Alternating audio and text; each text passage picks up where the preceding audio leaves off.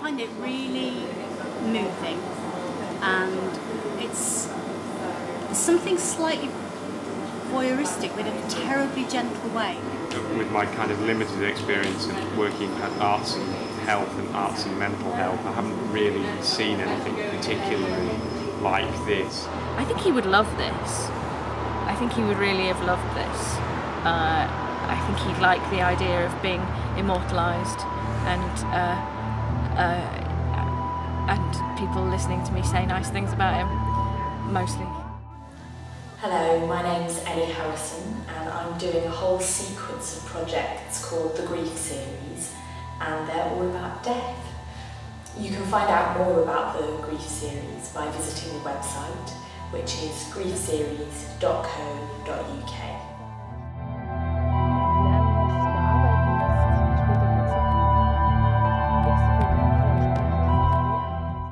We're looking for support for part 3 of the Grief Series, which is a participatory photography project called What Is Left. What Is Left is a collaboration between me, photographer Roshana Rubin Mayhew, and 50 members of the general public.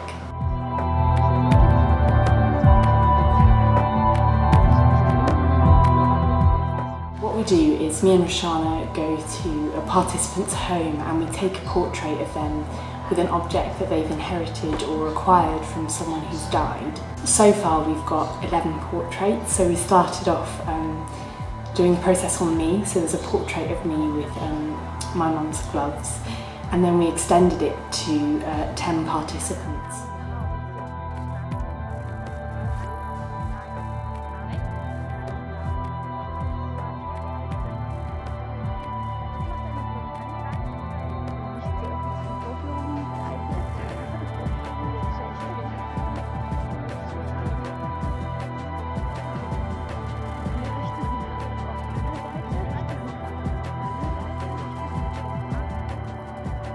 As well as taking their portrait, we interview the participants about the object and about the person they've lost, and that forms an audio track and transcribed text that accompany the portraits. What we'd really like to do is extend it to 50 members of the general public across the UK.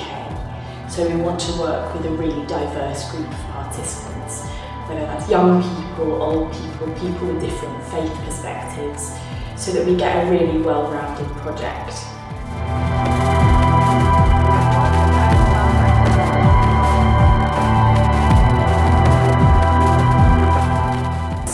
It's not a subject that people want to talk about, the whole business of death and bereavement, and our culture doesn't really allow for that. I mean, I've suffered bereavement and I remember people's embarrassment about talking to me about it, and there's something very liberating about this opportunity to spend quite some time with each individual person who's being really open and quite natural about their feelings around bereavement. I just think it's very touching and it's beautiful. The photos are great.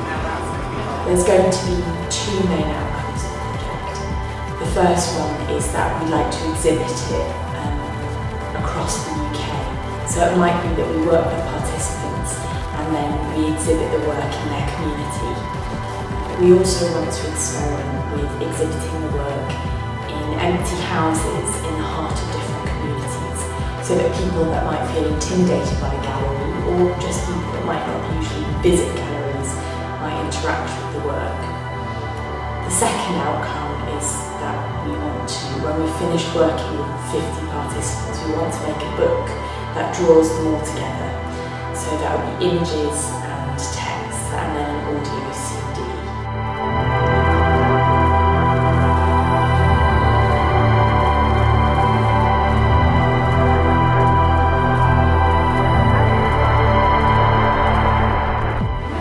Representing an organisation and an individual, it feels like there should be opportunities to show this for much more than one night. You get to look at the pictures for quite a while. Like you're intensely staring at me because you're listening to what they're saying. It's a fantastic exhibition, and I think definitely for the next steps needs that extra bit of funding to get it a bit more pushed. I'm getting a lot of positivity from hearing the stories.